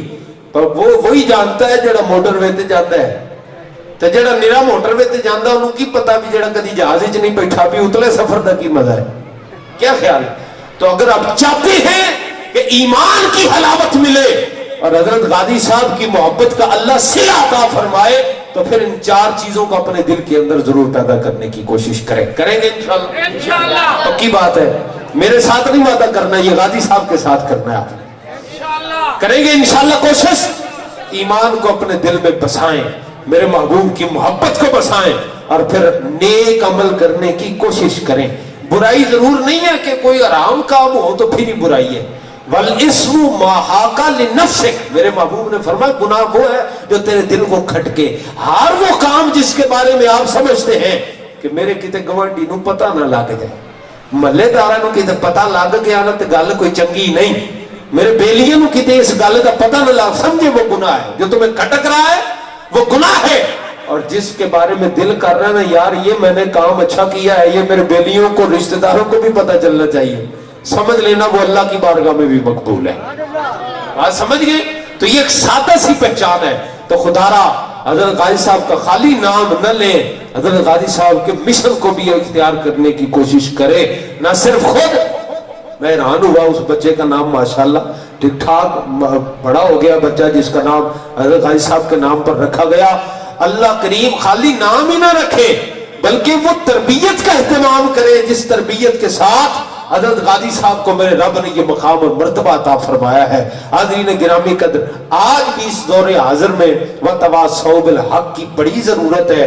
آپ اس چیز کو سمجھیے گا، اور میں آپ سے صرف اتنی گزارش کروں گا، آپ خواہ کسی سیاسی جماعت سے تعلق رکھتے ہیں یا کسی مذہبی جماعت سے تعلق رکھتے ہیں، خدا را وتواصوا بالحق کے راستے سے پیچھے مت ہٹیے گا. کافر سر کے اوپر چڑھا بیٹھا ہے اور ہماری گردن کو دبوچے بیٹھا ہے، اور ہمارے دامن میں بچانے کے لیے دین اسلام کوئی قوت اس وقت سامنے نظر نہیں آتی. خدا را نسل نو کی تربیت ان 4 اصولوں کی بنیاد پر کرے تاکہ آنے والی نسلیں میرے محبوب علیہ السلام کے غلامی کا وہ تاج اپنے سینے پر سجا لے کہ جس کی برکت سے میرا رب مصطفیٰ کی محبت کا پھریرا لہلاتا ہے. تو آخر میں وہی نظم جو حضرت غازی ثاقب شکیل جلالی دامت برکاتہ العالیہ کی معیت میں پہلی بار جب میری ملاقات ہوئی تھی کھاریاں کے اندر، حضرت علامہ مولانا نواز بشیر جلالی صاحب دامت برکاتہ العالیہ ہمراہ تھے. تو غازی صاحب سے میری زندگی میں پہلی ملاقات تھی. تو جب آپ سے ملاقات کے بعد وہ آپ کے ساتھ ہی پر آئے ہم جی ٹی روڈ تک، وہاں سے مجھے گاڑی پہ سوار کرا دیا. میں نے لاہور جانا تھا، ان دنوں پڑھا کرتا تھا جامعہ نظامیہ میں. تو وہ راستے میں جاتے جاتے میں نے غازی صاحب سے جو گفتگو ہوئی تھی، جو بات چیت ہوئی تھی، صحبت سالے ترا سالے کنت، صحبت تالے ترا تالے کنت. اچھوں کی صحبت میں بیٹھو گے اچھی ہو جاؤ گے، بروں کی صحبت میں بیٹھو گے تو برے ہو جاؤ گے، اور برے نہ بھی ہوگے کم از کم برے کہلوانا ضرور شروع کر دو. کیا کہتے ہیں بد نالوں بدنام برا. تو چور ڈکیت کے ساتھ یاری ہوگی تو چور لوگ کہے یا نہ کہے چورا نہ یار تو کہہ گے نا. تو غازی صاحب کی صحبت جو میسر آئی تو انہی کی گفتگو کو، انہی کی باتوں کو میں نے کچھ شعروں میں ڈالنے کی کوشش کی تھی. بڑی پرانی بات ہے یار، 10 سال پرانی بات ہے. تو وہ شعر میں آپ کو پھر سنا رہا ہوں. آخر میں آپ نے ذوق کا مظاہرہ کرنا ہے جیسا غازی صاحب کی محبت کا تقاضا ہے. تو دعا کریں گے کہ رب تعالیٰ ہماری یہ حاضری قبول فرما لے کہ میرے بھائی وقت تھوڑا ہے، کام زیادہ، زخم تو اپنا ہے اب بھی تازہ. وقت تھوڑا ہے، کام زیادہ، زخم تو اپنا ہے اب بھی تازہ. اٹھو جگاؤ تم دہر کو، خطرہ لاحق ہے اب فقر کو. کیا کرو گے جوانیوں کا، دنیاوی ریشادانیوں کا، کوئی جو مارے نبی پہ ڈاکے اور بنائے نبی کے خاکے. پھر بھی سنی تو سو رہے گر، پھیل جائے گا ہر طرف شر. اٹھ میدان عمل میں آ جا، ارے نور بن ظلمتوں پہ چھا جا. حبیب داور شفیع محشر پلائیں گے ہم کو جام کوثر. تو آؤ جانوں کو وار دے ہم، قرض پچھلے اتار دے ہم. ہاتھ میں لے کے سیف حیدر یزیدیوں کے اتار دے سر. زمین کا کرداس پاک کر دے، مرزا گیری کو خاک کر دے. جو پردہ شان نبی پہ آئے ایسے پردے کو چاک کر دے. جو سنیوں ہی سے لے کے کھالے نبی کی عزت پہ ہاتھ ڈالے. یارو ایسے کتوں کو مارنا ہے، اپنے گھر کو سوارنا ہے. اٹھو اٹھو اٹھ بھی جاؤ، نبی بلاتے ہیں دوڑے آؤ. ہے امتحانوں کا وقت آیا، لوٹا دو تک ہے جو کمایا. جو سر کٹانے کو تم ہرا دی، تھام لو آ کے دست غازی اور لگا دو ایسے نبی کا نعرہ کہ گونج اٹھے جہان سارا. ہاتھ بھی بلند اور سینے کے زور سے مصطفیٰ کی عزت کا نعرہ لگائیے گا. تاجدار ختم نبوت. میرا لگتا ہے کہ 2 گھنٹے اور لانے پڑے. सारे हाथ चुको ना जरा, जिसके नाम का खाते हैं उसके नाम का गाना भी चाहिए। हाथ उठा के सीने के जोर से नारा लगाइएगा, ताजदारे खत्म नबुव्वत, ताजदारे खत्म नबुव्वत। आग नीचे करे, इसका कोई बिल नहीं आता लेकिन ज़ौक़ ताज़ा हो जाता है। हम अगर आज ज़ौक़ का मुजाहरा नहीं करेंगे, ये जो हमारी आने वाली नस्लें, ज़ौक़ इन्हां दा साडे नाल भी मट्ठा होना है। फिर क्या ख्याल है, साडे नाल मट्ठा होएगा कि चंगा होएगा? जो बड़ा कारीगर बहुता कारीगर होता है, ये बाद आने वाला जो पहला है ना, जिसका तजर्बा ज्यादा है। तो मेरे भाई अपनी नस्लों को संवारने के लिए मुस्तफा का नारा लगाएं, जरा एक बार हाथ उठाएंगे, जरा लगाएंगे नारा। ठंड पड़नी चाहिए कलेजे में, ताजदारे खत्म नबुव्वत, आका तेरी शान की खातिर। अभी गुज़श्ता दिनों फिर एक बार गाजी साहब की सुन्नत अदा करते हुए जेल में जाने का शर्फ हासिल हुआ हुजूर की इज्जत और नमूज के लिए, चौथी मर्तबा। तो गाजी साहब को तो मर्तबा शहादत मिला ना, हम तो बड़े आराम सुकून से गए, अंदर बड़े लंगर शंगर खुले डुले खाए पिए और आराम से आ गए बाहर को महीने बाद। तो गाजी साहब की बराबरी तो हम क्या, उनकी कदमों से लगी खाक के बराबर भी हम नहीं हो सकते और हमारी ये चीजें नहीं हो सकती। लेकिन वहां एक नज़म मैंने कही थी, मैं इसलिए आपको सुनाने लगा हूं कि थोड़ा जो झाका है ना अपना, ये झाका है पता नहीं की हो जाने हो रे की बढ़ जाए, उसको उतार ले। मैं चौथी बार जेल में गया हूं और मैं बता रहा हूं महफिल के अंदर मस्जिद में बैठ के भी मैं जेल ले गया। दसों कदी किसी चोर ने दसे है मगर अभी मैं जेल ले गया। तो हम क्यों बता रहे हैं? इसलिए कि हम चोर बन के नहीं गए, मुस्तफा की इज्जत के गुलाम बन के गए। फर्क होता है ना, तो नारे नारे में मेरे भाई फर्क होता है, ये मिटा दें आप। और जो भुलेखा है ना वो निकाल ले। तो मैंने वहां के शेर कहे थे कि हिसारे मकतले जहां का नजारा देख आया हूं। और जिवें बंदा कोई लड़ पवे ना तो आंदा मैं तेनू जानना, तेरा घर बार मैं वेख आया और मैंने पता है तू किन्ने कुछ होगा। तो हम ये उन लोगों से कहते हैं जो हमें डराते धमकाते हैं, पर्चे हो जाएंगे, वो पता नहीं जनाब फांसी चढ़ा देंगे, की हो जाएगा। हम कहते हैं हिसारे मकतले जहां का नजारा देख आया हूं, ज़वाले शहर ताबा का शरारा देख आया हूं। मैं उस राह का मुसाफिर हूं जहां मंजिल शहादत है, मैं बहरे जीस्त का बागी किनारा देख आया हूं। और वह जिसका डर दिलाकर कौम महवे खाब कर डाली, मैं वो हारा हुआ लश्कर तुम्हारा देख आया हूं। मैं वो हारा हुआ लश्कर तुम्हारा देख आया हूं। मैं वाकिफ वादियों को सार की वहशत से हो आया, वहीं से इज्ज़े मुस्लिम का दवारा देख आया हूं। नविश्ता रूज़ने दीवार से पढ़ आया हूं, मैदान का से ऊनी फौज का सारा खसारा देख आया हूं। यकीन माने इतना नुकसान एटम बम नहीं करता जितना मुस्तफा के गुलाम का या रसूलुल्लाह का नारा काफिरों का नुकसान कर देता है। ये आप अमीयत को पहचाने। अभी कश्ती सलामत है, अभी मल्लाह जिंदा है जो कहता है कि मैं कुतुब सितारा देख आया। ये सारी चीजें हमारी देखी भाली है। तो कम अज कम नारा ते वो जलाओ मैं नारोवाल तक पहुंच भी जावा, 350 किलोमीटर है जी सब, और मैं रात रात करना है। तो मेहरबानी करो मैनू उत्थे तक पहुंचा दिओ, ये ना होवे कि मैं जनाब समुद्री जांदे नूं बस होई होवे। जरा एक नारा लाओ ना, मैं ठंड पवे कलेजे च भी मैं किधरे गया सा ते गाजी साहब दे उरस ते आने वाले गाजी साहब दे पिंडदारां ने उन्हां नाल मुहब्बत दा इह इज़हार कीता कि जेड़ा मैं जनाब जिथे भी जावां उत्थे दसां गाजी साहब दे पिंड दे जवानां दा जज्बा है। एक करी तुहाडे जो है कोई जना बंदा जेड़ा नारा लावे, नारा तकबीर और रिसालत दा है कोई बंदा जेड़ा नारे तकबीर नारे रिसालत। मैं इस नौजवान नूं सलूट करना, खुदा दी कसम एडे मजमे चों कल्ले बंदे दा बोलना बड़ी गल हुंदी है। ਉਹ ਚੁਣਿਆ ਹੋਇਆ ਬੰਦਾ ਹੀ ਬੋਲਦਾ, ਹਰ ਬੰਦੇ ਦੇ ਵੱਸ ਦੀ ਗੱਲ ਵੀ ਕੋਈ ਨਹੀਂ ਹੁੰਦੀ। ਪਰ ਤੁਹਾਨੂੰ ਘਬਰਾਹਟ ਕਾਹਦੀ ਹੈ ਮੈਨੂੰ ਇਹ ਸਮਝਾਓ ਤਾਂ ਸਹੀ ਜਰਾ।